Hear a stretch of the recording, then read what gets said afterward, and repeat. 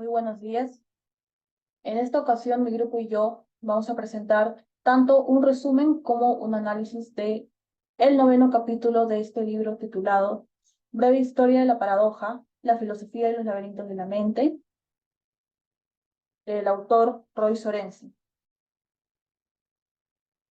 Como pueden ver, vamos a hablar en este caso del capítulo titulado El fatalismo según Aristóteles, del cual se puede ver que se va a dividir en tres partes. Primero el resumen breve del capítulo, luego los aspectos a favor o que nos gustaron, y por último los aspectos en contra o que no entendimos. Comenzaremos con el breve resumen del capítulo.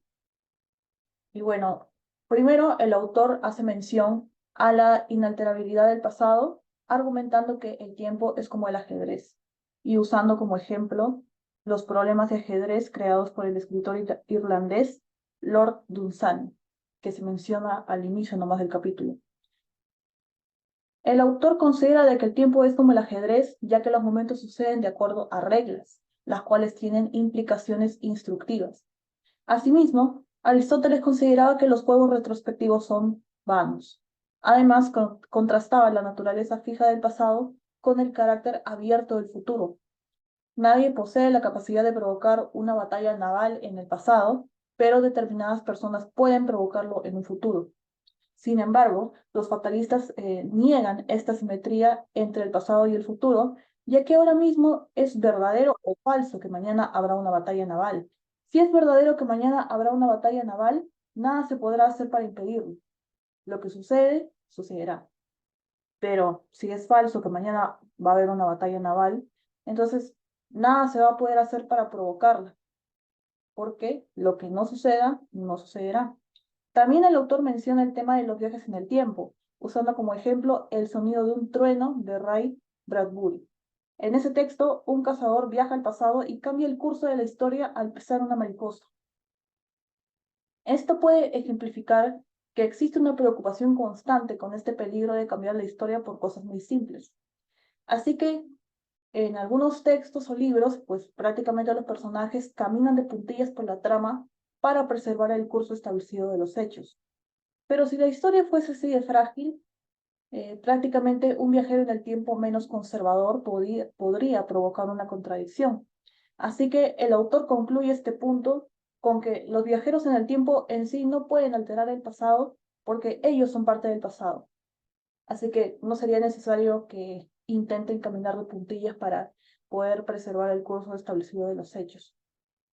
Ahora, con respecto al argumento dominante de Diodoro Crono, él difiere con lo planteado anteriormente por Aristóteles, y este erudito, Diodoro Crono, había adquirido renombre por sus argumentos sobre la naturaleza del movimiento. Sin embargo, se hizo más famoso por un argumento que refiere Epicteto, en donde menciona que el argumento dominante parece haber sido planteado a partir de tres premisas semejantes a estas, entre las cuales hay contradicción común y mutua, a saber, que todo pasado verdadero es necesario y que de lo posible no se sigue lo imposible, y que hay posible que ni es verdadero ni lo será. Y al ver esta contradicción, Diodoro se sirvió de la verosimilitud de las dos primeras premisas para establecer que nada hay posible que no sea verdadero o que no llegue a serlo. Epicteto básicamente presenta a la paradoja como un pequeño conjunto de preposiciones que son plausibles individualmente, pero inconsistentes tomadas en conjunto. Este tipo de presentación resulta más económico que caracterizar la paradoja como un argumento, como se ha visto en capítulos anteriores. Frederick Coplestone propone una forma de reconstruir el argumento de Diodoro, que es de la siguiente forma. Primero, que lo posible no puede convertirse en imposible. Ahora bien, si de dos cosas contradictorias una de ellas se realiza, la otra sería imposible. Por consiguiente, si antes hubiese sido posible, lo imposible procedería de lo posible. Por consiguiente, antes no fue posible y solo lo real es posible.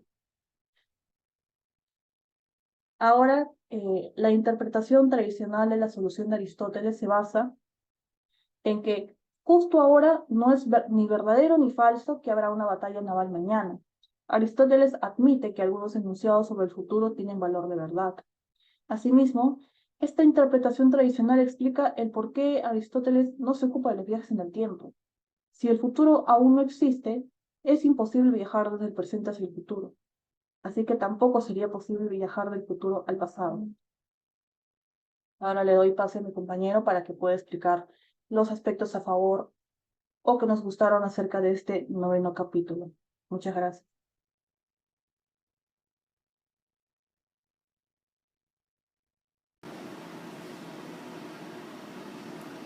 A continuación voy a exponer el aspecto número 2 del capítulo 9 llamado El fatalismo según Aristóteles, del libro llamado Breve historia de la paradoja, la filosofía y los laberintos de la mente, de Roy Sorensen. Sobre este capítulo quisiera resaltar la analogía que hace el autor al relacionar las normas presentes en el tiempo con el ajedrez, pues constantemente la vida en su funcionar está condicionada a seguir reglas, las cuales causan efectos que sencillamente siguen un curso al que ya nada puede cambiar o revertir lo sucedido. Sobre esto, Aristóteles menciona al poeta Ágatón, diciendo que de querer o poder cambiar lo sucedido, incluso los dioses están privados de ello, pues lo sucedido hecho está, y no hay nada que lo pueda cambiar. En esta parte se cita al gran poeta llamado Omar Khayyam, quien dice lo siguiente: la mano del destino tan solo una palabra escribió antes de irse. Nada, ni la inteligencia, ni el amor, ni la compasión harán que lo sucedido en el tiempo se retracte. No existen suficientes lágrimas que puedan cambiar lo sucedido. Aristóteles contrastaba la naturaleza fija del pasado con el carácter abierto del futuro, porque no es posible que un hecho ya realizado tenga la facultad de poder cambiarse y no suceder, mientras que estando en el presente se pueden pensar y realizar cosas para que sucedan en el futuro. Esta asimetría entre el pasado con el futuro es algo que los fatalistas niegan, pues explican que lo que vaya a suceder, sucederá, y que lo que no vaya a suceder, no sucederá. Es decir, que si algo no sucederá y se fuerza a que este algo suceda, entonces ocurrirá algo que impida que aquella acción suceda. Esta sería una de las características del pensamiento fatalista. Es en esta parte del capítulo en la que se hace mención al contenido de obras que tienen algunos autores en las que se exponen los viajes en el tiempo, y que dentro de estas hay sucesos como el hecho de haber podido cambiar radicalmente el futuro realizando ciertos actos en el pasado. Sin embargo, aquí se pueden encontrar diversas contradicciones respecto a la idea de poder viajar en el tiempo, como realizar ciertos actos, como se ha podido ver en la conocida paradoja del abuelo, la cual presenta una evidente contradicción acerca de lo que significa el viaje al pasado y su incompatibilidad con las leyes de la lógica. El adversario de Aristóteles acerca de este tema fue un filósofo griego llamado Diodoro Cronos, quien expresó un conjunto de proposiciones que fueron aceptables vistos desde una manera particular, pero que en conjunto eran frágiles. El argumento de Diodoro está reconstruido de la siguiente manera: lo posible no puede convertirse en imposible. Si de dos cosas contradictorias una se realiza, entonces la otra es imposible. Si antes hubiese sido posible, lo imposible procedería de lo posible. Por consiguiente, antes no fue posible, y solo lo real es posible. Esta es una interpretación de lo que expuso Diodoro, y la ventaja que tiene es de hacer que el argumento sea válido de que, si las premisas son verdaderas, entonces también debe de serlo la conclusión. En la interpretación de Aristóteles se sigue la explicación de que en este momento no es ni verdadero ni falso lo que supongamos que vaya a suceder mañana. Si lo que suponemos, cualquiera fuese el suceso, llegue a realizarse, entonces es ahí que el enunciado se convertirá recién en verdadero. El futuro está abierto porque las expresiones acerca de las posibilidades, cosas que sobrevendrían, no tienen un valor de verdad.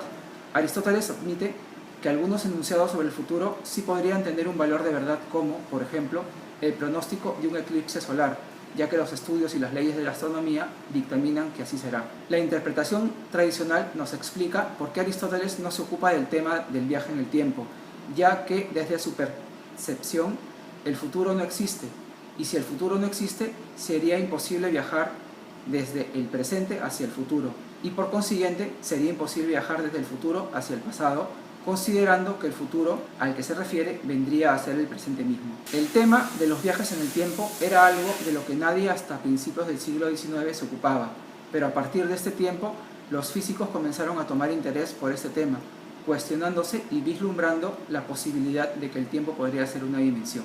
Es así que en el presente capítulo hemos podido entender que el pensamiento aristotélico desbarata el punto de vista fatalista, mientras que el pensamiento que Diodoro Cronos nos expresa, que sí fue un fatalista que pensaba que el tiempo era real y que los acontecimientos no pueden evitarse ya que están sujetos a las fuerzas del destino.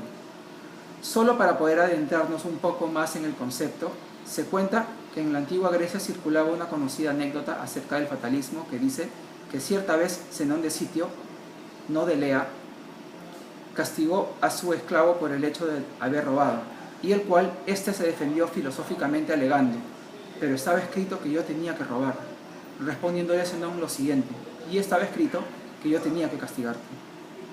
Viajar en el tiempo difícilmente se puede dar como se ve en las películas. El tema del tiempo y el hecho de pensar que se puede viajar en él han llevado al ser humano a tener encuentros paradójicos, llegando a desatar resultados absurdos e incongruentes que precisamente parten de la lógica, como lo vimos en el ejemplo de la mencionada paradoja del abuelo. Según nuestra lógica, lo que ha sucedido, hecho está, y eso es algo inamovible. Como mencioné, lo que nos expresa el autor en cuanto al pensamiento de Aristóteles acerca del fatalismo, este nos dice que el futuro está abierto porque las expresiones acerca de las posibilidades no tienen un valor de verdad. A continuación, voy a dar lugar a mi compañero para que nos exponga el siguiente aspecto. Permiso, gracias.